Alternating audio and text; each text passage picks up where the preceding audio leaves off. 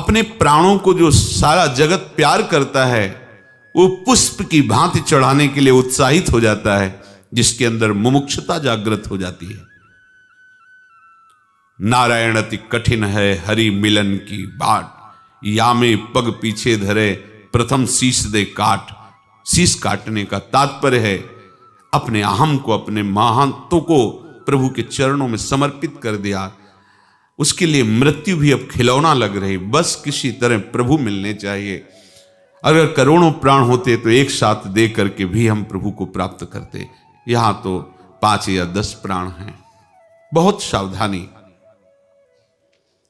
लगन लगी और कोई भोग अच्छा लगे, बात समझ में नहीं आई। ब्रह्मादिक भोग सब विषम लागत है। क्यों? क्योंकि विरह कमंडल कर लिए बैरागी दो नयन, मांगत दर्श मधु करी छके रहत दिन रहन। विरहाग्नि हृदय में जली है, कैसे प्रभु मिले। नेत्र विरही हो गए हैं, अब कहीं लगते नहीं, कुछ अच्छा नहीं लगता। बस अगर मांगता रहता है तो यही मांगता रहता है, हे प्रीतम आपका सानिध्य, आपका अनुभव, आपकी सेवा मुझे प्राप्त हो। इसे कहते हैं मुमुक्षुता, इसे कहते हैं लालसा, लगन। पूर्व काल में मुमुक्षुओं ने भी इस प्रकार जानकर कर्म किए हैं, इसलिए तू भी पूर्वजों के द्वारा सदा से किए जाने वाले कर्मों को ही उन्हीं की तरह कर। भगवान आदेश कर रहे हैं। जो हमारे गुरुजन, रसिक महापुरुष जन जिस मार्ग में गए हैं, जो आचरण किए हैं, जो उनके उपदेश हैं, हमें वैसे ही चलना चाहिए, मनमानी आचरण नहीं करना चाहिए। प्रभु कह रहे हैं कि पूर्वैरपि मुमुक्षु भी, पूर्व में जिनके हृदय में भगवत प्राप्ति की लगन लगी, वो जिस मार्ग से गए उसी मार्ग में चलना होगा। थोड़ा भी मनमानी आपको भगवत विमुख कर देगा। राई के सम चलत ही होर और की ओर, राई भर थोड़ा सा भी अलग अपना कुछ अस्तित्व मानकर मनमानी आचरण करेंगे, भगवत मार्ग छूट जाएगा, होत और की ओर। पूर्वजों के द्वारा अर्थात हमारे गुरुजनों के द्वारा, महापुरुषों के द्वारा जो आचरण किए गए हैं, जैसे वो चले हैं, जिस मार्ग में चले हैं, वैसे ही हमें चलना होगा, तभी हम वहीं पहुंचेंगे। यदि अहम, कामना, ममता, इनका हम अस्तित्व रखेंगे तो महापुरुषों के मार्ग में नहीं चल सकते। क्योंकि महापुरुषों के मार्ग में चलने में अहंकार का नाश होता है। महापुरुषों के मार्ग में चलने पर सब जगह से ममता हटाकर एकमात्र उनके आदेश पर, उनका आदेश क्या है? जोरी सुमिरन मत रहो। ये जो जोरी है महासुख वर्षत है, ये जो सुख है ये अमृत स्वरूप है। प्रियालाल के निरंतर चिंतन में रहना, उनकी सेवा में रहना, उनके लीला गुण गायन में रहना। थोड़ा भी अंतराय अपने जीवन में यदि अहमतावश, ममतावश, कामनावश करोगे तो ये मार्ग अनुभव में ही नहीं आएगा। प्रभु कह रहे हैं यदि उन्हीं महापुरुषों के अनुसार आप कर्म करोगे तो उसका परिणाम क्या होगा कि आप बंधोगे नहीं। कर्म भी हो रहे और कर्म सदैव जीव को बांधते ही हैं, चाहे वो शुभ कर्म हो या अशुभ कर्म हो। दो ही प्रकार के कर्म होते हैं, शुभ या अशुभ। और जब तक शुभ होता रहेगा तो शुभ लोकों को जाओगे, अशुभ होता रहेगा तो अशुभ लोकों को जाओगे, शुभ अशुभ मिश्रित रहेगा तो मृत्यु लोक को आओगे। काम बना नहीं। क्या करें? जो वो कार्य किए हैं, जैसे वो चले हैं, जो उन्होंने आदेश किया है, वैसे ही हम चले। एक होता है प्रवृत्ति मार्ग, माने कर्म करना, और निवृत्ति मार्ग, कर्म न करना। दोनों कर्म हैं। कर्म करने वाला भी प्रकृति से संबंध रखता और मैं नहीं करूंगा, यह भी प्रकृति से संबंध रख करके ही बोला जा रहा है। करता करूंगा, करता नहीं करूंगा, दोनों बंधन है। क्या? बंधन मुक्त होने के लिए उपाय क्या? महापुरुषों ने जो आदेश किया है उनकी आज्ञा पालन करने के लिए उनकी कृपा प्रसाद से वो आचरण आप करो, वो कर्म करो। वो न शुभ होगा ना अशुभ होगा, वो आपको बंधन मुक्त करने वाला होगा, जो हमारे पूर्वजों ने गुरुजनों ने किया है। महापुरुष जिस मार्ग में चले वही हमारा पंथ है। अगर उससे थोड़ा भी हटे तो हमारा मार्ग छूट जाएगा। किम कर्मेति कवयोप्यत्र मोहिताः तत्ते कर्म प्रवक्ष्यामि यज ज्ञात्वा मोक्षसे शुभात्। कर्म क्या है, अकर्म क्या है, इस विषय में बड़े बड़े विद्वान भी मोहित हो जाते हैं, अर्थात ठीक निर्णय करने में समर्थ नहीं हैं। अतः वो कर्म का तत्व मैं तुम्हें बताऊंगा। प्रभु कह रहे, बड़े बड़े विद्वान मोहित हो जाते हैं, कर्म क्या है अकर्म क्या है। भगवान कह रहे मैं तुम्हें बताऊंगा। मैं जो तुम्हें भली भांति कहूंगा, यदि तुम उसको जान गए तो अशुभ संसार बंधन से तुम मुक्त हो जाओगे। अशुभात, ये संसार अशुभ है, इसका राग भी अशुभ है, इसका द्वेष भी अशुभ है। अगर इसमें थोड़ा भी राग किया, थोड़ा भी द्वेष किया तो अशुभ प्रभु से विमुख करके भटकाता रहेगा, जन्म जन्मांतर ये क्रम बना रहेगा। बड़ा कर्म बलवान, बड़ा बलवान कर्म है। साधारण मनुष्य समझता है कि जो हम शरीर से इंद्रियों से क्रियाएं करते हैं वही कर्म है। शरीर और इंद्रियों की क्रियाएं बंद है तो हम कर्म नहीं कर रहे। पर भगवान कह रहे हैं मैं तुम्हें रहस्य बताऊंगा। भाव के अनुसार कर्म होता है। भाव बदलने पर कर्म की संज्ञा बदल जाती है। यदि आपके भाव में है कि मैं शरीर हूं तो कर्म करो, ना करो कर्म हो रहा है। प्रकृति से संबंध है। मना कष्टान इंद्रियाणी प्रकृति स्थान कर सती, दुर्गति पक्की। चाहे शुभ हो चाहे अशुभ हो, दोनों बंधन है। भगवान कह रहे मैं तुम्हें बताऊंगा। जब तक ये तुम्हारे हृदय में नहीं आएगा कि मैं प्रियालाल का हूं, तब तक कर्म ना करने पर भी तुम्हारा बंधन वैसे ही का वैसे ही बना हुआ है। समझना, यद्यपि आप वो कर्म नहीं कर रहे, पर आपका जहां से कर्म प्रकट होता है उस प्रकृति से संबंध है। अब आपका जन्म मरण निश्चित है। और आपने मूल में सुधार कर लिया। मैं श्यामा श्याम का हूं, मैं श्यामा श्याम का, तो मेरा जितना कुछ हो सब श्यामा श्याम का। तो अब जो भी आपसे कर्म होंगे वो बांधने वाले नहीं होंगे, क्योंकि हम प्रियालाल के लिए करेंगे। प्रियालाल के लिए जो भी कर्म होते हैं ना वो शुभ होते हैं ना अशुभ होते हैं, वो गुणातीत अवस्था को प्रदान करने वाले बन जाते हैं, क्योंकि वो सेवा होती है। कर्म बंधन युक्त होते हैं और सेवा आराध्य देव को अधीन करने वाली होती है। अंतराय देखो, कर्म बंधन में डालने वाले हैं और वही सेवा भावना आराध्य देव को प्रेम बंधन में बांध लेती है। ये रहस्य है।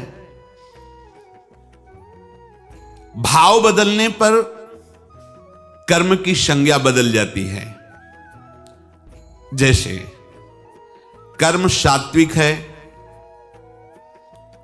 पर कर्ता का भाव राजसिक या तामसिक है, तो सात्विक कर्म दिखाई दे रहा है पर उसका परिणाम राजसिक और तामसिक ही होगा।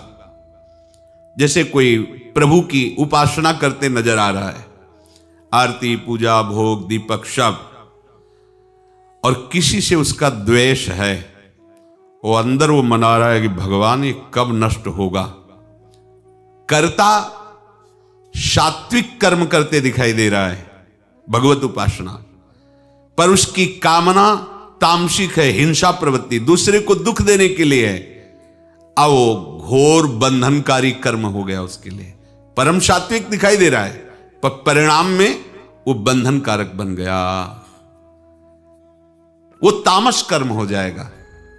ये सूक्ष्मता है, बाहर से दिखाई दे रहा है देवी देवता की आराधना या भगवत आराधना, ऐसा लगता है कि बहुत शुद्ध कर्म हो रहा है, तो दिखाई तो दे रहा है शुद्ध, लेकिन भावना अशुद्ध है। अभी वर्णन हुआ भाव से ही कर्म होते हैं। भावना अशुद्ध है कि अमुक ने हमें कष्ट दिया, अंदर चल रहा है और उसका नाश होना चाहिए। उसको एक बार एक्सीडेंट हो जाए, हाथ पैर टूटे, तब उसकी समझ में आएगा, उसको दुख हो जाए, ऐसा वो घोर तमोगुणी कर्म बन गया। यद्यपि भागवतिक दिखाई दे रहा है, अब ये बहुत बड़ा बंधन वाला कर्म दिखाई दे रहा है। प्रगट में तो दिखाई दिया कि देखो बड़ा भगत है, भगवता, लेकिन भाव उसका अंदर क्या है, उसके द्वारा जो कर्म बना वो आसक्ति, ममता और फलेच्छा, और वो भी फलेच्छा दूसरे को दुख देने की भावना, अब वो बंध गया। अब वो जब कष्ट पाएगा तो सोचेगा कि भगवान की आराधना में आनंद नहीं है, सुख नहीं। तो आराधना तो बाहर से दिखाई दे रही थी, लेकिन अंदर तुम्हारे भाव में क्या चल रहा था, उसी का परिणाम आया है।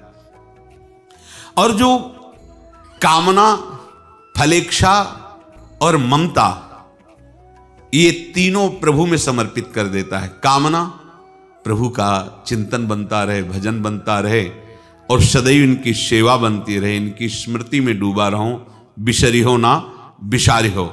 और ममता, मेरे प्रियालाल। और फलेच्छा, उनके सानिध्य की, सदैव उनका सानिध्य, उनके भगवत प्रेमी महात्माओं का सानिध्य।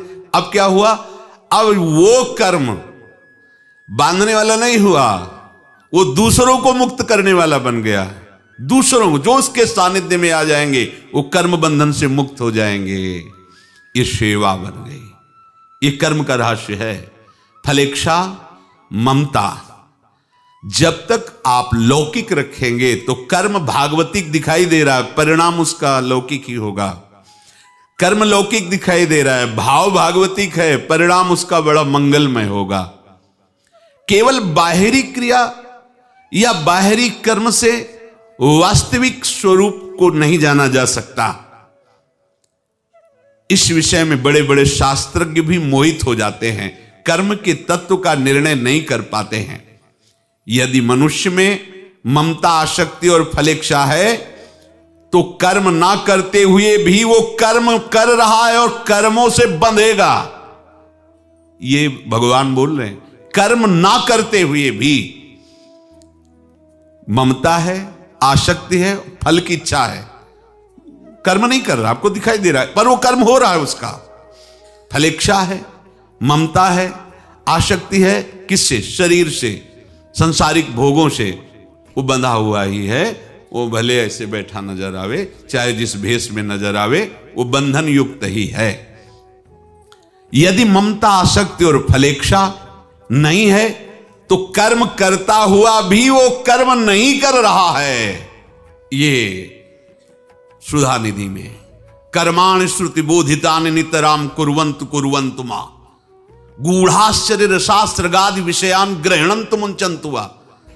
वो शास्त्र के अनुसार कर्म करे या ना करे, वो विषयों को ग्रहण करे या ना करे। क्यों? कैरवा भाव रहस्य पारगमती श्री राधिका प्रेयसहा, वो राधा वल्लभ लाल की किसी ऐसी राशिमयी भक्ति को प्राप्त हो गया है। कर्म करते हुए भी कर्म नहीं कर रहा, विषय सेवन करते हुए भी वो विषय सेवन नहीं कर रहा, वो विषय सेवन नहीं करते हुए कर्म ना करते हुए भी कर रहा और बंधेगा। ये रहस्य भगवान कह, मैं तुम्हें बताऊंगा। यदि शरीर में, शरीर संबंधियों में ममता है, कर्मों के द्वारा जो फल प्राप्त होंगे उनका मैं भोक्ता बनूंगा, मैं ये करता हूं, ऐसी आसक्ति और फलेच्छा है, तो कर्म ना करता हुआ भी वो बंधा हुआ है और कर्म हो रहा है, उसका परिणाम उसको दुर्गति ही मिलेगी। प्रभु मेरे हैं, जो कुछ मेरे पास हो सब प्रभु की सेवा सामग्री है। अब इस जीवन की एक एक श्वास प्रियालाल के चरणों में समर्पित है। वो कर्म करते हुए भी अकर्म है, आप कर्मों से कोई बांध नहीं सकता है और वो भगवत प्राप्त हो जाएगा। कर्म करते हुए भी कर्म नहीं हो रहा, वो कर्मों से निर्लिप्त रहेगा। यदि कर्ता निर्लिप्त है तो कर्म करना अथवा न करना दोनों ही अकर्म है। और यदि कर्ता लिप्त है तो कर्म करना अथवा न करना दोनों ही कर्म, दोनों ही बांधने वाले हैं। साधारण मनुष्य की ऐसी विचार शक्ति नहीं होती कि इन विषयों को जान सके। आप भाग्यशाली हैं जो सत्संग सुन रहे हैं और इस परम पावन पवित्र वृंदावन की रज में बैठे। ये यमुना की प्रवाह धारा है जहां आप बैठे हैं। देखो ना, काली दह में सीढ़ियां बनी है ना, ये यमुना की धारा है। और इधर चली गई यमुना जी, आप धारा में बैठे हैं, रजरानी में बैठे हुए हैं, यमुना की रेणु पर बैठे हुए हैं। तो हमें लग रहा है समझ में आ रहा होगा। यदि आप प्रभु के शरण में हो गए हैं, मन वचन सारी चेष्टाएं अपने आराध्य देव की प्रसन्नता के लिए कर रहे हैं, तो कर्म करते हुए भी जो दिखाई दे रहा है वो नहीं कर रहा है, अर्थात वो बंधन वाला नहीं है। उसके आगे जन्म का कोई भी हिसाब नहीं है कि अब अगला जन्म होगा। और एक है अहमता से है, ममता से है, फलेच्छा से है। वो भले दिखाई दे रहा है कि कुछ नहीं कर रहा, त्यागी है, बैरागी है, पर अंदर कामना, अहमता, ममता, फलेच्छा है। आगे का रास्ता बन चुका है, अगला जन्म होगा उसको कर्म ने बांध रखा है। प्रभु दो भेद बता रहे हैं, कर्म और अकर्म। कर्म से जीव बंधता है और अकर्म से मुक्त होता है। तो समझ गए कर्म कौन है? जहां फलेच्छा है, कामना है, आसक्ति है। मैं करता हूं, मैं इसका फल भोगूंगा, मैंने ये किया, मैं वो पाऊंगा, मैंने ऐसा पाने का उपाय सोच लिया। ये है कर्म। चाहे जितना ऊंचा कर्म करो तुम्हें बंधना पड़ेगा। अगर यही दूसरे की हिंसा आदि के लिए, दुख देने के लिए तामसिक हो गया, अपने भोगने के लिए है तो राजसिक हो गया। और अगर यही कर्म भगवत समर्पित होकर के, भगवत भावना से युक्त होकर जगत मंगल के लिए किया जाए तो आप क्या सतरति सतरति सा लोकांतारयति। बस ये रहस्य समझना है। जीव कर्मों से ही बंधा है, बिना इस कर्म बंधन से मुक्त हुए भगवत प्राप्ति असंभव है। तो जब हम भगवत भावना से युक्त होते, भगवत भावना का स्वरूप मैं प्रभु का, मेरा सब कुछ प्रभु का, बस आप निश्चिंत हो जाइए, वो संभाल लेंगे। इसका परिणाम क्या होगा? प्रियालाल, ये बिल्कुल सच्ची बात समझिए। बहुत तीर्थयाटन, धर्म, व्रत, कर्म सब जितना कर लो, जितना कुछ करना चाहिए, और इतना स्वीकार केवल किए रहो कि मैं करता हूं, मैंने ये किया, मैंने ये मेरी सामग्री है, मैंने ये किया, और ये सब चाहे जो कुछ कर लो, लोक लोकांतर में तुम्हें भटकना पड़ेगा, भटकना पड़ेगा। भगवान कह रहे हैं अवश्य में भोक्तव्यम कृतम कर्म शुभाशुभम। चाहे शुभ करो या अशुभ, भोगना पड़ेगा। और आपके सारे कर्म अकर्म हो जाएं। अकर्म माने फल देने वाले न रहे, बांधने वाले न रहे। वो क्या? वो भगवत शरणागत होकर के, जगत को भगवान का स्वरूप मान करके, जो भी जैसी सेवा का अवसर आया, प्रभु की सामग्री से प्रभु की सेवा बन रही। ये तन प्रभु का, ये मन प्रभु का, प्राण प्रभु का। वर्तमान में आप ऐसी जो धारणा बना लिए हैं, ये आपके पूर्व के संचित कर्मों को भस्म कर देगी। वर्तमान में आए हुए प्रारब्ध को बहुत कम करके निरपेक्ष भाव से भोगवा देगी।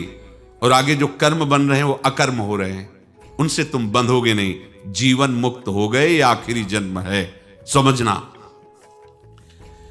कर्मणो ह्रापि बोद्धव्यम, बोद्धव्यम च विकर्मणः, अकर्मणश्च बोद्धव्यम गहना कर्मणो गति। कर्मों का तत्व जानना चाहिए, भगवान कह रहे हैं, और अकर्म का तत्व जानना चाहिए, और विकर्म का तत्व जानना चाहिए। पीछे दो की चर्चा की, कर्म और अकर्म। जो लिप्त होकर कामना फलेच्छा से कर्म करता है वो बंधता है, वो कर्म होता है। कर्म सदैव जीव को बांधता है, चाहे शुभ हो या अशुभ हो। जो भगवत आश्रय लेकर के भगवत प्रसन्नता के लिए जगत सेवा की भावना से कर्म करता है, भगवत समर्पित होकर, वो कर्म अकर्म हो जाता है, वो उसको बांधने वाला नहीं बनता, वो भगवत प्राप्त हो जाता है। अब यहां एक और बात कह दी, विकर्म का भी तत्व जानना चाहिए। कर्म, अकर्म और विकर्म। कर्म स्वरूप से एक देखने पर भी अंतःकरण के भाव के अनुसार उसके 3 भेद होते हैं, कर्म, अकर्म और विकर्म। सकाम भाव से जब शास्त्र के अनुसार क्रिया की जाती है तो उसे कहते कर्म। फलेच्छा, ममता और आसक्ति रहित होकर केवल भगवत प्रसन्नता के लिए जो कर्म किया जाता है उसे कहते हैं अकर्म। ये मोक्ष पदवी की तरफ, ये भगवत प्रेम की तरफ जाता है। और जो कर्म दूसरों का अमंगल करने के लिए, अहित करने के लिए, दूसरों का नाश करने के लिए, बहुत से ऐसा कर दो, उनका ऐसा हो जाएगा, ऐसा बहुत से ऐसे विधान हैं, दूसरों का अहित करने के बहुत से ऐसे विधान हैं। वो उन विधानों को ढूंढता है, उन विधानों के अनुसार करता है, या इन्हीं पवित्र विधानों की कामना करता है दूसरे का अमंगल करने की। पहली बात समझो, दूसरे का मंगल हो ना हो, आपका मंगल अभी हो गया। जिससे आपको छूटना था, जिस दवा से आपको स्वस्थ होना था, उसी दवा से अपने आप को मार लिया आपने, कुपथ्य करके उसी दवा से अपने आप को मार लिया। ये जो साधन है भगवत प्राप्ति के लिए है, सब में हमारे प्रभु हैं, ये देखने के लिए, किसी का अमंगल या अहित करने के लिए नहीं है। बड़े बड़े संतों को बाहरी लीला में उनको कष्ट दिया गया, कभी ऐसा देखने को नहीं पाया गया कि उन्होंने अपने तपोबल से या भजन बल से दंड दिया हो। नहीं, मंगल ही मनाया है, तुम्हारा मंगल हो, भगवान तुम्हारी श्रद्धा। देखो वहां कोड़े चल रहे हैं और जब वो जल्लाद बोल रहे हरि बोल कहता है तो मुस्कुरा देते हैं, अब इनका भी कल्याण हो जाएगा, क्योंकि इन्होंने 2 बार हरि हरि बोला। अपने कोड़ों की फिक्र नहीं, उनके कल्याण की फिक्र। ये है भक्तों का हृदय। तो जो दूसरों का अहित करने के लिए, अमंगल करने के लिए कर्म किया जाता है, वो है विकर्म, घोर पाप। विकर्म निषिद्ध, घोर पाप। अंदर मन में कभी अपमान होने पर जो तुम्हारी निंदा कर रहे हैं, तिरस्कार कर रहे हैं, तो कभी कभी सात्विक भक्तों की भी हृदय में रोष जागृत होता है, हो जाता है कि इसका कहीं किसी भी तरह से दंड विधान हो, जो ऊंचाई पर नहीं पहुंचे हैं, ऐसा हो जाता है। तो उसी समय तत्काल चाहिए ये अपने आराध्य देव से प्रार्थना, प्रभु ये मेरे मन की चाल है नाथ, कभी उसको कष्ट न मिले। प्रभु वास्तविक तो आप ही उस रूप में हो, कोई मंगल विधान मेरे लिए कर रहे हो, अज्ञान के कारण हम नहीं जान। हे नाथ, मेरी ये बात बिल्कुल सत्य नहीं हो, बिल्कुल तुरंत प्रार्थना करो, तो आपका हृदय जो गंदा हो रहा था द्वेष से, वो पवित्र हो जाएगा। और जो आपका अपमान, अहित और तिरस्कार किया, उसको देखते ही मानसिक जरूर प्रणाम करो। प्रभु मैं देख नहीं पा रहा, पर आप जरूर हो, इसी में हुआ, हे नाथ आपको प्रणाम कर। आप देखना द्वेष रहित हो जाओगे, कहीं भी पूरी सृष्टि में आपका कोई शत्रु नहीं रहेगा, तभी आप भगवत प्राप्त होगे। हरिवंश नाम लीनिजे अजात शत्रु ते सदा, पैदा ही नहीं हुआ शत्रु जिसका पूरी सृष्टि में। और ऐसा नहीं है, प्रतिकूलताएं सबके जीवन में आती हैं, प्रतिकूलता देने वाला कोई नजदीकी ही नजर आता है, बस अपने आप को संभालना है। ये मानना होगा कि हमारे आगे प्रश्न है, अगर हमने सही उत्तर दे दिया तो हमारा क्लास बढ़ जाएगा, हमारी आंतरिक भक्ति की भूमिका बढ़ जाएगी। अकर्मणस्य बोधव्यम, जो निर्लिप्त रहते हुए कर्म करना है वो अकर्म है। हमारी आसक्ति का विषय प्रियालाल है। जैसे हम कई बार सत्संग में कहा है, हम किसी साधन बल से प्रियालाल को प्राप्त कर सकें, ऐसे हमारे विचार नहीं है।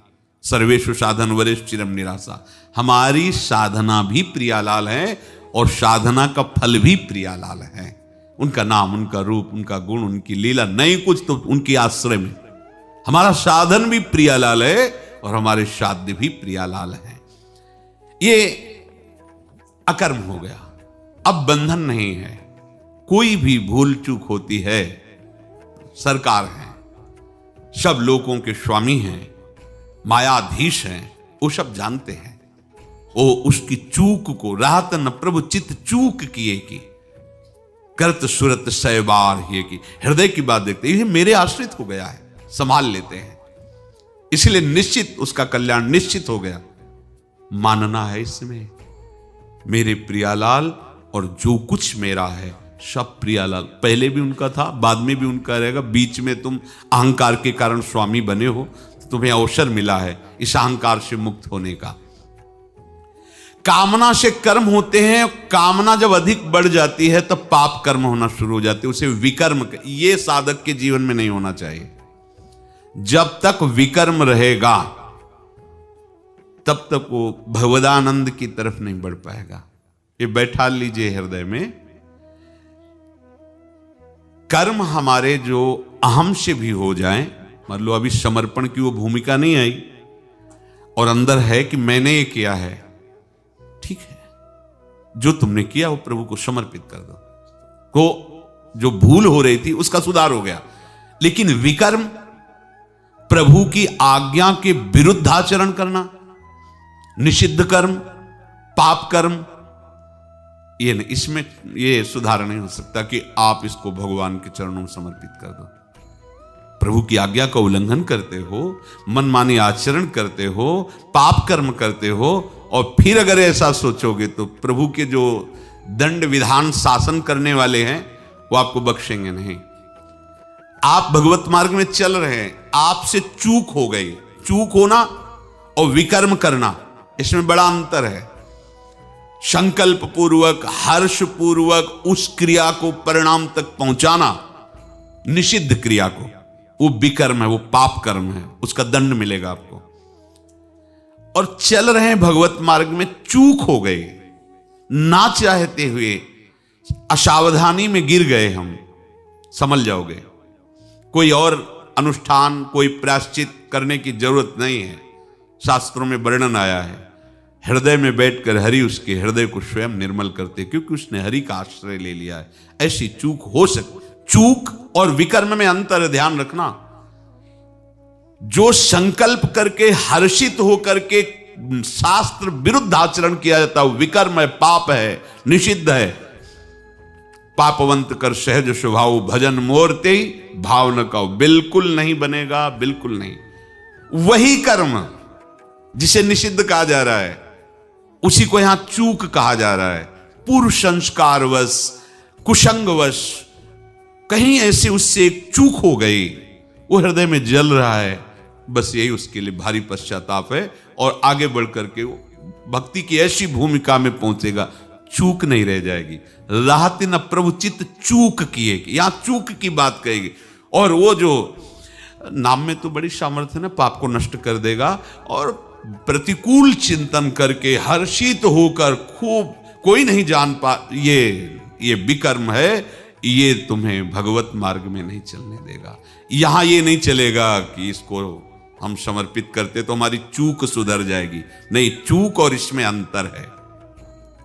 शास्त्र निषिद्ध कर्म का नाम विकर्म है, और विकर्म होने पर कामना मूल है। जब कामना बढ़ जाती तब विकर्म, अतः विकर्म का मूल कामना, तो उपासक को इस कामना आते ही सावधान हो जाना चाहिए।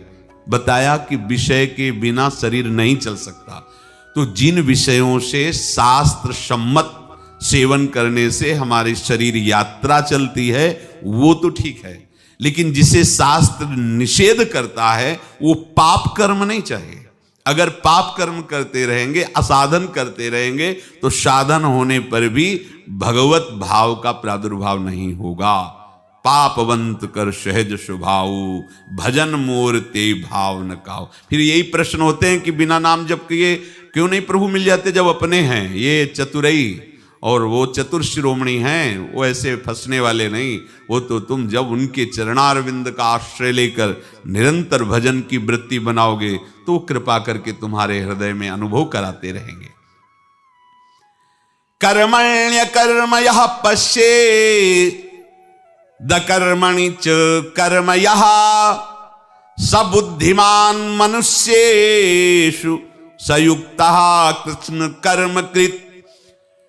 जो मनुष्य कर्म में अकर्म देखता है और जो अकर्म में कर्म देखता है वो मनुष्य में सर्वश्रेष्ठ बुद्धिमान है, वो योगी है, वो संपूर्ण कर्मों का करने वाला, अर्थात वो कृतकृत्य हो चुका है। बड़ा रहस्य में प्रसंग चल रहा है।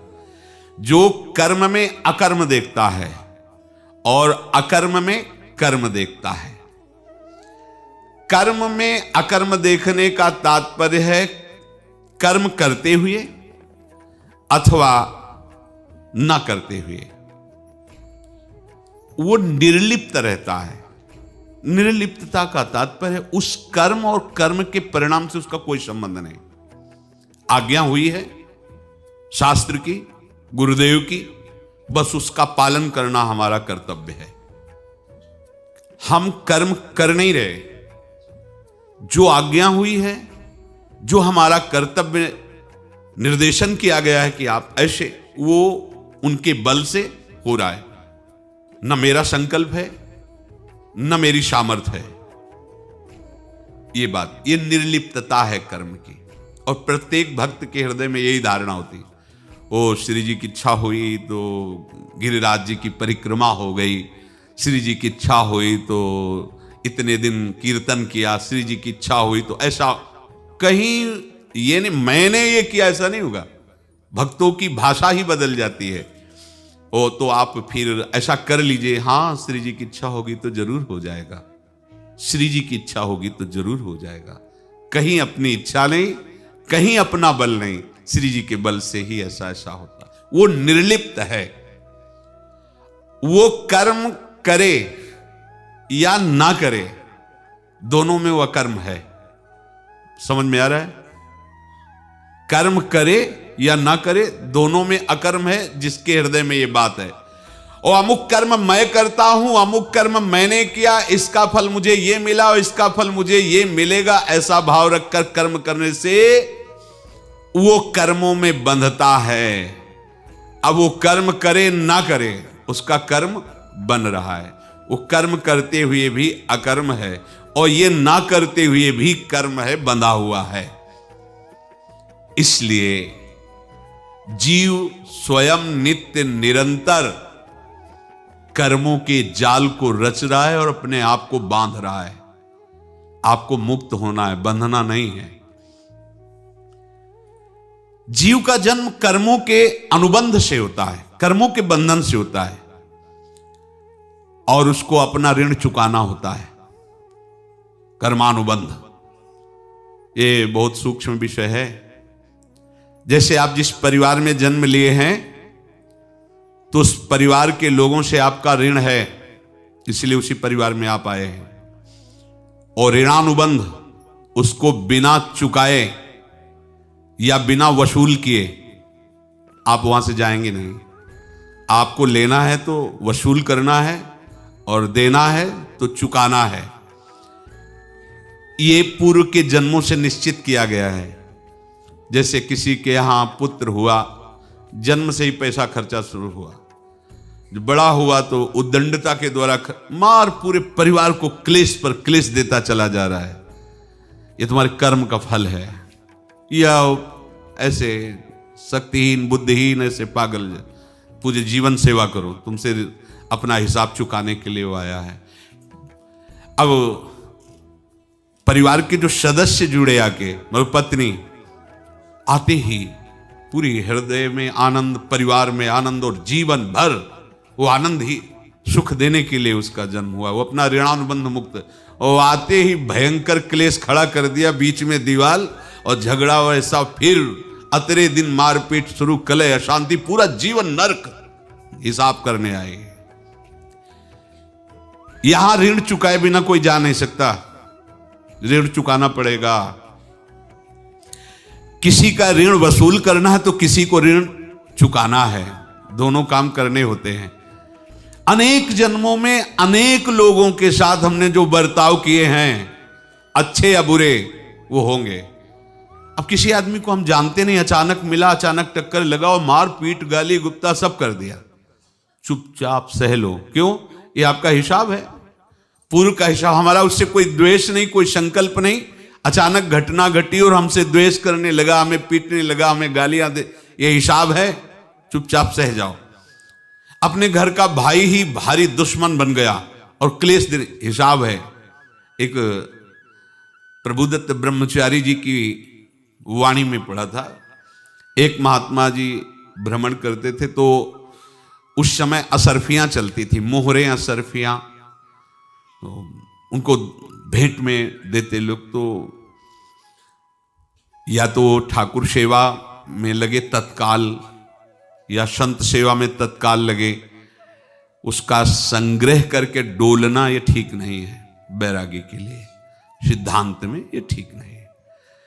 तो जब 2, 4, 6, 8 ऐसे मोहरे हुई तो उन्होंने विचार किया कि और भ्रमण करके जब काफी मोहरे हो जाएंगी तो प्रयागराज में जब कुंभ पड़ता है, एक बार पूरे सब अखाड़े के संतों को, अलग अलग संप्रदाय सब संतों को बुलाएंगे और सबको पवाएंगे। अब साधु है तो यही विचार करेगा और क्या विचार करेगा। तो उन्होंने ऐसे डंडा बनवाया, बेंत, जो ऊपर से चूड़ीदार और भीतर पोला, और मोहरे उसमें डालते गए और भ्रमण, जहां जहां श्रद्धालु भगत थे सबके यहां जाना और इच्छा रखना कि एक मोहर तो दे दे दक्षिणा में। कामना कोई भी हो वो बांधती ही है, ध्यान रखना। इसीलिए प्रभु जो चाहे वो करे, अपनी चाह नहीं रखनी चाहिए, अपनी चाह प्रभु की चाह में मिला देनी चाहिए। धीरे धीरे वो छड़ी भर गई, भ्रमण करने वाले महात्मा चूड़ी लगाई, इंतजार करते रहे। जब प्रयाग का कुंभ पड़ा तो चले। तो रास्ते में एक गांव में पूछा जाता है, जैसे कहीं रुको कि कोई श्रद्धालु ऐसा है जो संत सेवी है। तो कुछ लोगों ने बताया, हाँ एक परिवार है बहुत संत सेवी है और आपको मिलाते हैं उनसे। आइए महाराज, घर में रुका, खूब अच्छा हलवा पूड़ी पवाया और जो घर के मालिक थे चरण दबाए। चरण दबाते दबाते उनकी दृष्टि पड़ी उस डंडे पे, इतना मोटा और ऊपर से कुछ चूड़ी सी भी नजर आ रही, इस डंडे में तो कोई रहस्य है ही है। अब महात्मा जी को खवा पिला के सुला दिया। महात्मा जी जब सो गए तो पत्नी से धीरे से कहा, वो डंडा लाओ बाबा जी का डंडा। और वो चूड़ीदार जो ही खोला पलटाया तो सैकड़ों मोहरे। ऐसे संत रोज पधारे भगवान, तुम आनंद हो जाए फिर क्या। पत्नी से कहा, नाप के कंकड़ लाओ। वो तो महात्मा जी तो खाए खीर पूड़ी, आराम से सो रहे। रात में पूरी प्लानिंग करके उसमें कंकड़ भर के चूड़ी लगाकर सिराने रख दिया, सारी मोहरें हटा ली। महात्मा जी आराम से छड़ी उठाए तो वजन पक्का। वैसे बड़े लोग चतुर होते हैं, पर ये नहीं जानते कि कर्म कितना भयानक होता है। और उनकी कोई संतान नहीं थी, पर धन में इतना प्रेम उनको था। बहुत सावधान। साधु महात्माओं के पास जो अर्थ है, गृहस्थी अगर आता वहीं से है, पर अगर उसको जोर जबरदस्ती या किसी छल कपट से, तो वो उसका विनाश ही करता है। आज तक का प्रमाण है। अब उनको ये भाव पता नहीं होगा, या पता होगा तो लोभ के कारण वो उसको मान नहीं पाए होंगे। महात्मा जी गए प्रयाग में, किसी अखाड़े पर रुके और वहां प्रार्थना की कि कल जो है संपूर्ण अखाड़ों का निमंत्रण किया जाए और सब संतों को भोग पवाया जाए और उनको दक्षिणा भी दी जाए। महंत ने सोचा कि बहुत बड़ा है तो उत्सव है, क्योंकि प्रयाग में कितने हजारों संत महात्मा सब। तो उनका महाराज बोरों इसमें चीनी और टीनों घी लगेगा, सब व्यवस्था। बोले आप मंगाइए, एक एक हिसाब हम करेंगे, हमारे पास सब व्यवस्था है। बोले कुछ तो पहले दे दो, इकट्ठे देंगे हम। उनको था कि अगर हम छड़ी खोला और 2-4 मोहरे दी, किसी को पता लग गया तो गड़बड़ हो सकती। बोले हम भंडारे के समय आखिरी में सब कुछ आपको दे देंगे। ठीक है। वो अपने पास से पैसे लगाकर खूब जितना सामग्री सब लाए, लाखों की, और सब संतों को निमंत्रण कर दिया। संत जन निमंत्रित हो गए, भंडारा बन रहा है। तब वहां के महंत है, उनका देखो भंडारा भी बन रहा है, संतों को निमंत्रण। अब आप अर्थ की व्यवस्था कीजिए, क्योंकि इतनी बड़ी हमारी सामर्थ्य नहीं थी जितना हमने किसी तरह हमने व्यवस्था की। अब मुझे अर्थ चाहिए, तभी आगे की व्यवस्था बढ़ेगी। संतों को दक्षिणा देंगे और जिनसे अर्थ लिया उनको दे। देखो रसोई बन गई सब, उनका छत में विश्वास नहीं तो ये अभी चूड़ी खोली। उनको तो था ना कि मोहरे हैं कंकड़, तो जैसे कितना उनको सदमा लगा होगा। हजारों संतों का निमंत्रण, रसोई बन, मतलब संत हो के छल कपट।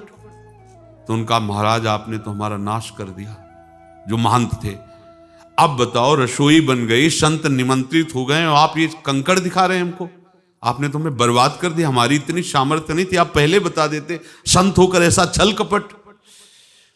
अब वो बोले तो क्या बोले, क्योंकि उनको पता था कि मोहरे हैं इसमें।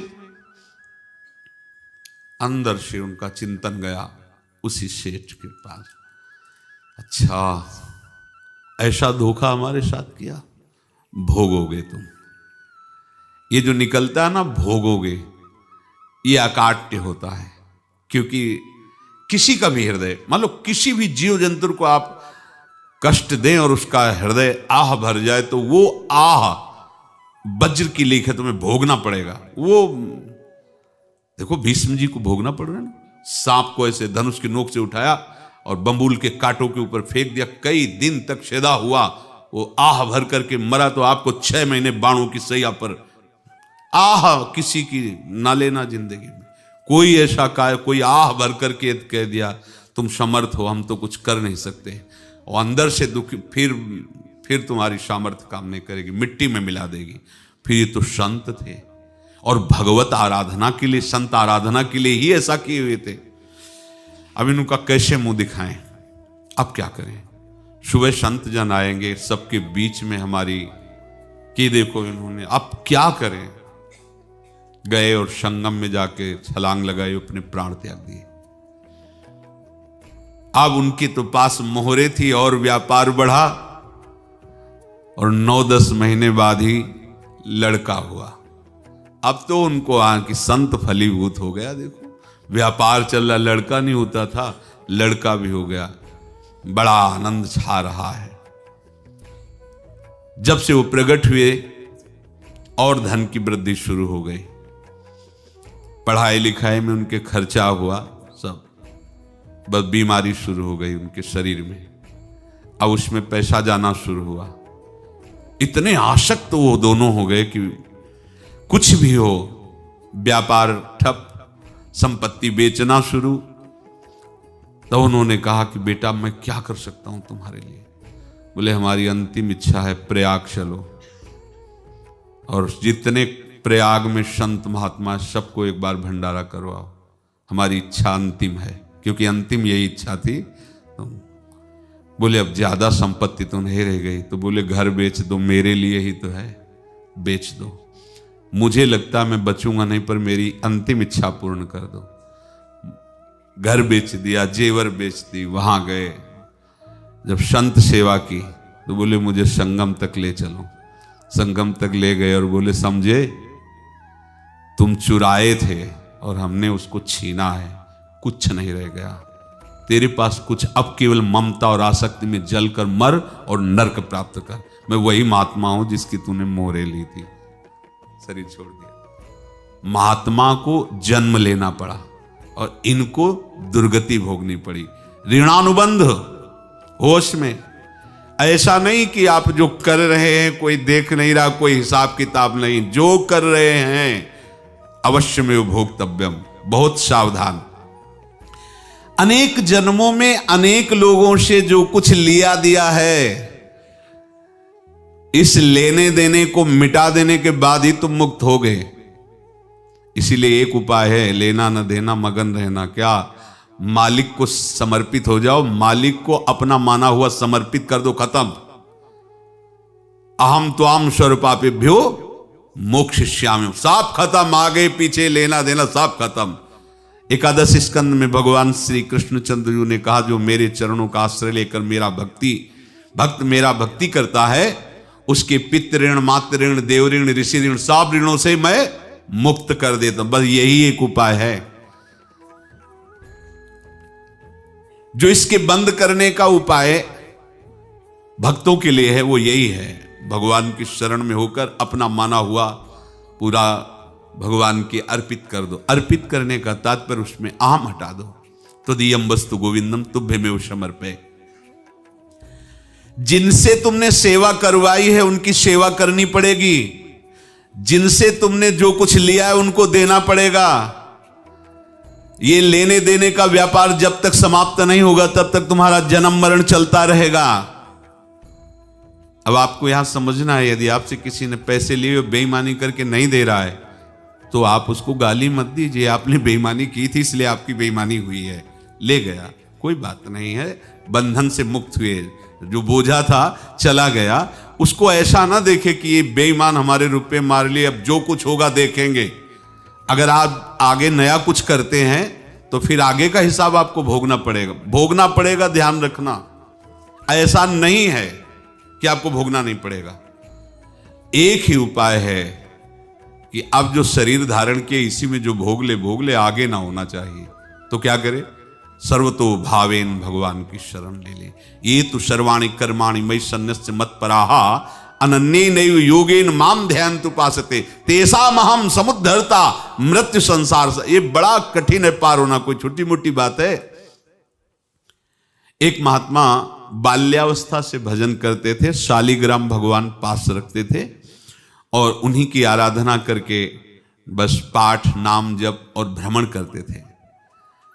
यौवन अवस्था थी, गंगा जी के किनारे अपने ठाकुर को विराजमान करके स्नान करने के लिए कपड़ा ही उतार रहे थे कि 90 लोग आ गए, भाला तलवार सब लेकर, मारो मारो इसको मारो, घेर लिया। तो उन्होंने हाथ जोड़कर कहा हमने क्या अपराध किया, कोई सुन ही नहीं रहा। तो उन्होंने कहा मार तो डालोगे ही आप 90 लोग, हम कोई अस्त्र शस्त्र तो लिए नहीं, एक बार हमें गंगा में डुबकी लगा देने दो और अपने ठाकुर को स्नान करा देने दो, फिर इसके बाद आप मार देना। भगवत इच्छा से वो लोग रुक गए, स्नान किया और अंदर से प्रार्थना की, प्रभु ये क्या लीला है आपकी, आपके सिवा मेरा कोई है नहीं और ये मुझे मारना चाहते हैं। तो भगवान ने जानते हो क्या कहा उनके अंतर में, तुम मेरे में ध्यानस्थ हो करके शरीर को छोड़ो, ये लोग मारेंगे। ये मेरे भजन का फल है कि तुम्हें 90 जन्म नहीं लेना पड़ेगा, एक ही जन्म में 90 मिलके, तुमने 90 हिंसा की थी पूर्व में, तो तुम्हें 90 बार जन्म लेना होता और एक एक करके मारते। ये मेरे भजन का प्रताप है कि एक बार में ही 90 का हिसाब हो जाएगा।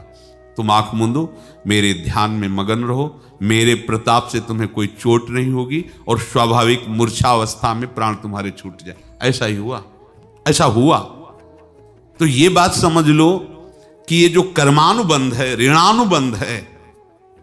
आप देखो, अगर शाप महात्माओं ने दिया कि तुम्हारे वंश का इससे विनाश होगा, तो भगवान भी परम धाम जा रहे तो उसी कील से, बाण की नोक में जो मछली लील गई थी छोटा कण, उसी से की नोक बनाई और उसी नोक को प्रहार किया। भगवान के श्री चरण में वही बाण की नोक लगी और भगवान स्वीकार किया ना। भगवान का बड़ा लीला विचित्र है। अगर छुप करके उधर रामावतार में बात, तो इधर ऐसे स्वीकार किया है भगवान ने। ऐसा कहीं नहीं दिखाया कि मैं भगवान हूं तो मैं अपने लिए, ऐसा नहीं दिखाया। नारद जी का हित किया पर नारद जी ने शाप दिया तो भगवान ने स्वीकार किया। बंदरों ने ही सहायता की, जैसा बोले थे वैसा। ये लीला इस शरीर में भोगनी पड़ेगी। हाँ, ज्यादा को कम में भुगता देंगे, पर अब अगला शरीर ना मिले इसके लिए सर्वतो भावेन भगवान के आश्रित हो जाए। जैसे आपने दुकान फैला रखी है तो उसमें 2 काम होते हैं, लेना और देना। किसी को उधार दिया है तो हमें उससे लेना है, और कोई नगद देकर सामान ले रहा है तो उससे सामान देना है, या उधार लिया है तो हमें उधार देना है। अब अगर दुकान बंद करनी है तो तुम्हें देने वालों पर जोर देना है, लेने वालों पर जोर नहीं। लेने वाला तो जाओ हम क्षमा किया, समर्पित किया, हमारा कोई संबंध नहीं, खत्म हो जाए, वो खुशी हो जाएगा। लेकिन देने वाला तुम अगर दुकान भी उठा दोगे तो जहां भी रहोगे तुम्हारे पास वो आएगा, लाइए हमारा।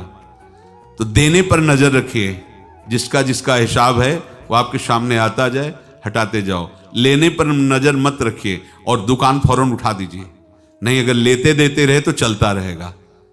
आगे चलकर कुछ लेना न देना, मगन रहना बस अपने प्रभु के चिंतन में। अब हम कैसे जाने कि किसको क्या देना है, हमें क्या पता? तो हम पूरा हिसाब जिनको पता है उनको दे देते हैं, समझ रहे हो?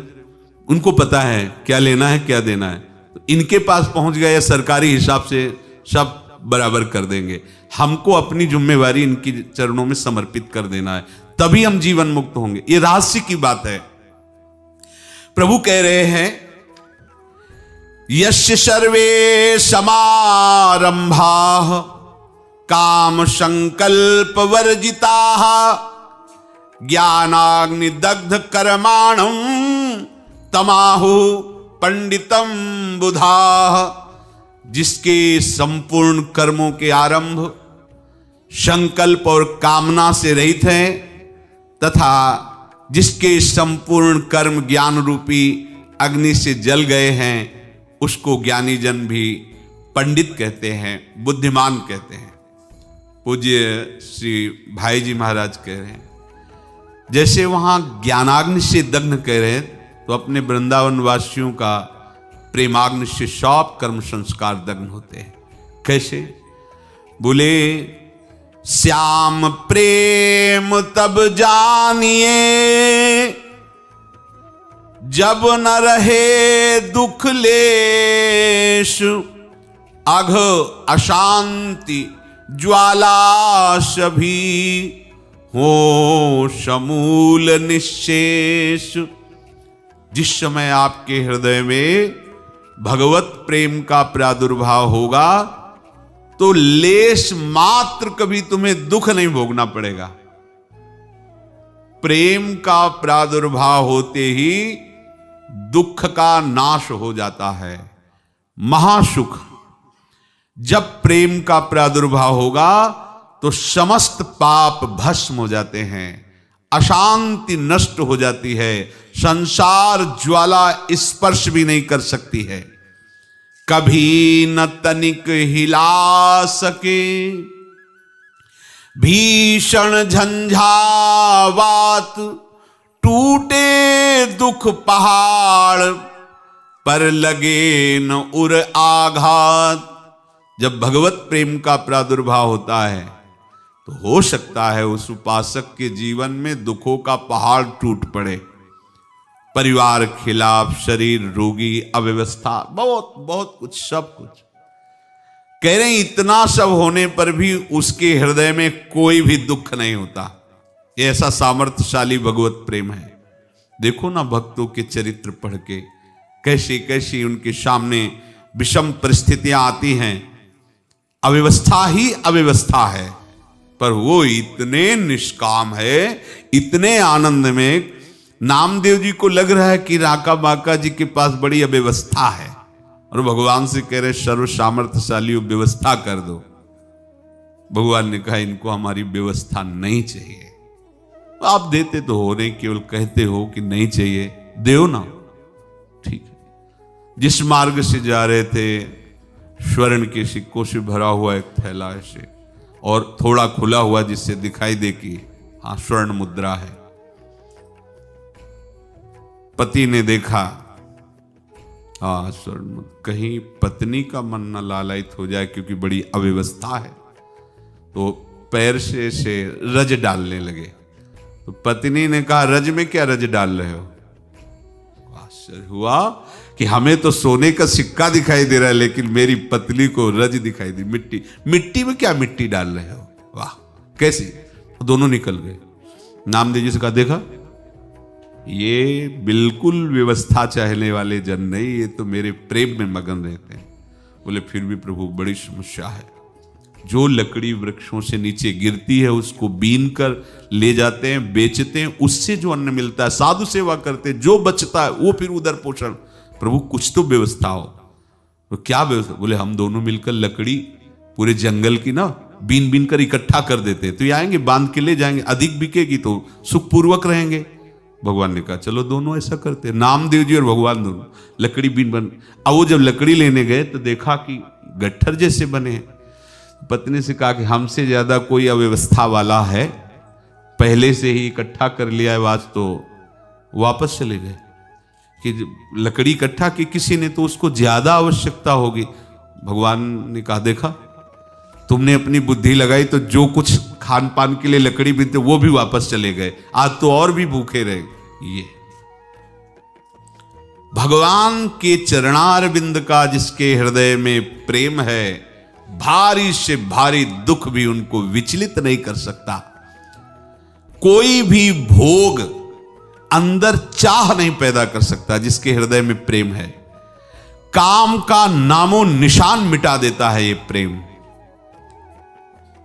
राग और काम का एकमात्र विषय उसके केवल भगवान रह जाते हैं। उसका राग भगवान से, उसकी कामना केवल भगवान से है। जगत की ममता का स्पर्श भी उसके हृदय में नहीं होता। एकमात्र हरि में इतना ममत्व बढ़ता है कि जिधर देखता है उसे हरि ही दिखाई देने लगते हैं।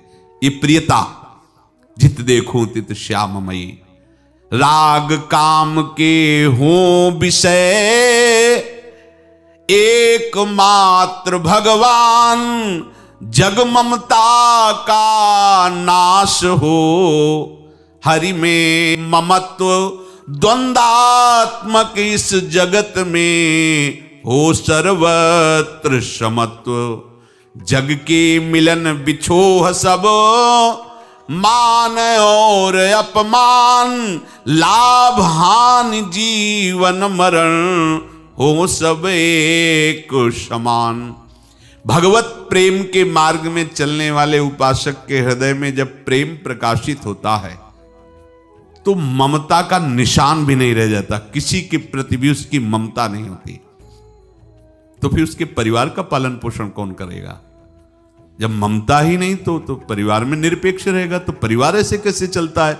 भगवान चलाते हैं, पूरा भार भगवान ले लेते हैं। तुम समर्पित तो हो उस कोटि से, सच्ची सच्ची पूरा का पूरा भार भगवान। प्रणत कुटुंब पाल रघुराई। आप करके तो देखो, अरे अनंत ब्रह्मांडों को पालन करे। तुम्हारे परिवार में 10-20 लोग होंगे, अनंत ब्रह्मांडों का पालन करते हैं। नरसिंह मेहता जी के लड़के की सगाई वाले आए, उनका तो बजीरे बजता रहता प्रभु के सामने। कहां फुर्सत है अपने स्वामी के सामने नाम कीर्तन, गुण कीर्तन, अश्रु प्रवाह, नृत्य। बहुत तरह के विघ्न आए उसमें। वो बड़े धनी मानी थे जो लड़की पक्ष के थे। घर में सब उनसे प्रार्थना करते कम से कम आप बैठ तो जाइए, बात तो कर लीजिए, हमारे पास समय नहीं कीर्तन का। अब विचार करो, लड़के के ब्याह वाले परिवार की इस भागवतिक निष्ठा से वो लड़की पक्ष वाले प्रभावित थे। उनका कुछ भी हो, ब्याह करेंगे तो हमारा सौभाग्य होगा, नरसिंह मेहता जैसे हमारे रिश्ते नातेदार होंगे, हम उन्हीं के यहाँ ब्याह करेंगे। बड़े धनी थे। ब्याह तय हो गया, नरसिंह जी कहीं नहीं। बारात की तैयारी का समय आ गया, उनके मजीरा बंद नहीं। भगवान गए, बोले मान जाओ, तुम बारात में चलो, हम सब देख लेंगे, पर चलना तुम्हें, छाती तुम्हें मिलानी पड़ेगी। लड़का तुम्हारा है। बोले हमारा कैसे? आपका आप जानो। आप भगवान करे मेरी बात मान लो, साफा बांध के केवल तुम समधी बल करके चलो, उनके गले लग जा। बोले यह सब हमसे नहीं होने वाला, आप जानो। ऐसे बात कर रहे हैं, आप जानो, आपका काम जानो। ईश्वर संपन्न भगवान सारा का सारा भार लेकर, पूरे चरित्र पढ़ के देखो, भात भरने के समय पूरा चरित्र पढ़ के देखो। ये थोड़ी कि नरसिंह मेहता जी के भगवान है, आपके नहीं है। आपने और कुछ अपना मान रखा है, इसलिए देखो पूरा भार प्रभु को। ये हम वृंदावन की बात करते हैं। भिक्षा मांगने जाते थे, बिहारी जी के सामने से गली है, और वो बाबा गृहस्थ होते हुए भी विरक्त थे। वेशभूषा गृहस्थ, परिवार में रहते थे। अलग उनकी कुटिया थी। रात दिन आराधना, सुबह यमुना जाना, स्नान करना, वहाँ आराधना करना, बिहारी जी की आरती में सम्मिलित होना और संतों को भगवत भाव से मानना। वही बिहारी जी में देख करके फिर हमें ले गए थे घर, बोले जब आपका मन हो तभी आए, आपका घर है, यहाँ भिक्षा पाने आओ। तो 12-15 वर्ष, और तो उनके यहाँ हमने देखा कि उनकी जो लड़के की बिटिया थी वो सयानी हुई, लड़का उसमें थे रेलवे में, तो उनको तो समय नहीं था। तो बाबा से कहा कि बाबा बिटिया सयानी हो गई, तो जो आपके पुत्र हैं वो तो रेलवे में, तो आप कैसे ब्याह करोगे? कभी तो आपको जाना चाहिए, आपकी दिनचर्या ऐसे जाए। बोले बिहारी जी है ना, वो जाएंगे, दूल्हा तय करेंगे, वही सब करेंगे। बाबा हमारे बिहारी जो हैं वही सब करते हैं, हम वृंदावन छोड़ के ना कभी गए हैं और ना कभी। ऐसे ब्रज निष्ठा वाले और ऐसे भजनानंदी कि एक वस्त्र केवल लंगोटी धारण करके, चाहे भीषण सर्दी हो, 4 बजे यमुना स्नान और वहीं बैठना और आराधना करके फिर आला। मतलब बहुत आनंद आता था उनसे बात करके, उनके पास बैठ करके। ऐसा ही हुआ, एक परमहंस जी जो आते थे ना इधर, वही लिवा के लाए, एक इंजीनियर लड़के घर लिवा के लाए और उनसे कहा कि ये इंजीनियर है, गुड़गांव में है और हम पर श्रद्धा रखते हैं, आप अपनी बेटी का ब्याह कर दो। बेटी को ब्याह हो गया उनसे, दहेज नहीं, कोई बातचीत नहीं, कोई ऐसे हुआ जैसे वो चाह रहे थे कि बिहारी जी करेंगे। देखा है, आश्रित, भगवद आश्रित, और शरीर छोड़ने के 15-20 दिन पहले ना अन्न ना जल, पहले ऐसी निष्ठा किसी योगी में ही होती है जो भगवत चरणारविंद। आश्चर्य, बलराम जानते हैं ब्रजवासी, वहां दर्शन कराए हैं उनको, एकदम भगवत निष्ठ। तो ऐसा कोई ना सोचे कि गृहस्थी में होकर के ऐसा, आप आश्रित तो होइए प्रभु के। चमत्कार तभी तो दिखाई देगा जब आप भगवत आश्रित होगे। जग के मिलन बिछोह सब मान और अपमान, लाभ हानि जीवन मरण हो सब एक समान। जिस समय भगवत प्रेम हृदय में उदय होता है तो जीवन मरण लाभ हानि सब समान हो जाते हैं। ये प्रेम अमोघ वस्तु है और ये प्राप्त उसी को होता है जिसने एकमात्र प्रभु को अपना मान लिया, दूसरों न कोई। जो प्रेम मार्ग का उपासक होता है जगत की दृष्टि में मर जाता है और भगवत दृष्टि में अमर हो जाता है।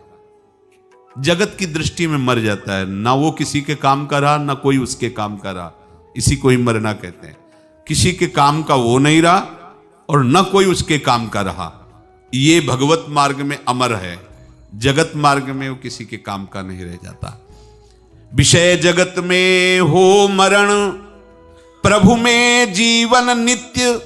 मिथ्या सत्ता असत की मिटे, प्रकट हो सत्य।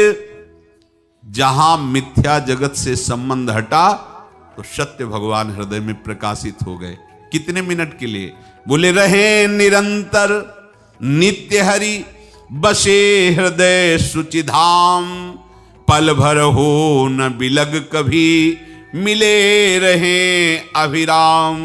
निरख निरख निरुपम नवल, नख शिख नंद कुमार।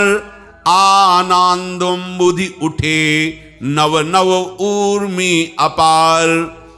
मिथ्या जगत के संबंध बहुत जोर से पकड़ रखे, इनको मिटाना थोड़ा कठिन लग रहा है। अगर मिटा दे तो भगवत संबंध जो है वो प्रकाशित हो जाए।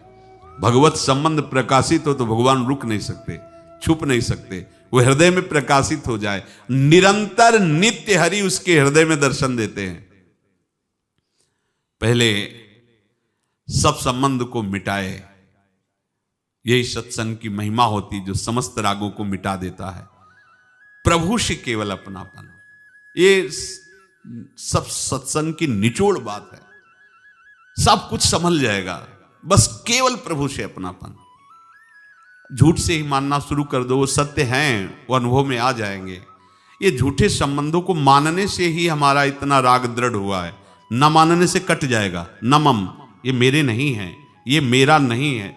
एक जन्म में ये खेल खेल लो, बहुत जन्मों में सब कर लिया, एक जन्म में एक खेल लो। एक बस इतना शब्द याद रखो, न मम, मेरा कुछ नहीं, न मेरा शरीर, न मेरी वस्तुएं, न मेरा धन, न मेरी संपत्ति, न मेरे रिश्ते, न मेरे नाते। क्या मेरे, क्या बस श्यामा श्याम। एक बस इतना सूत्र रख लो हृदय में, न मम। और मम ही जन्म बंधन का हेतु है। ये सब मेरा धन, मेरी संपत्ति, मेरे रिश्ते नाते, ये सब, और न मम, यही अमरत्व है। इसे स्वीकार करो तो श्यामा श्याम का संबंध आपके हृदय में जागृत हो जाएगा, प्रकट हो जाएगा, प्रकाशित हो जाएगा। पल भर हो न बिलग कभी, मिले रहे अभिराम। युगल सरकार एक पल के लिए भी कभी अलग नहीं होंगे। शुद्ध प्रेम राधा माधव का, सहज मिटा देता सब चाह। रहती नहीं मोक्ष सुख इच्छा, नहीं नरक दुख की परवाह।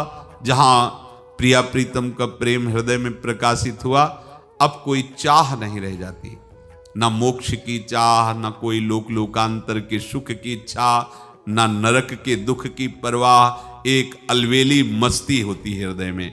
इसी मस्ती के प्राप्त करने के लिए मनुष्य जन्म मिला है।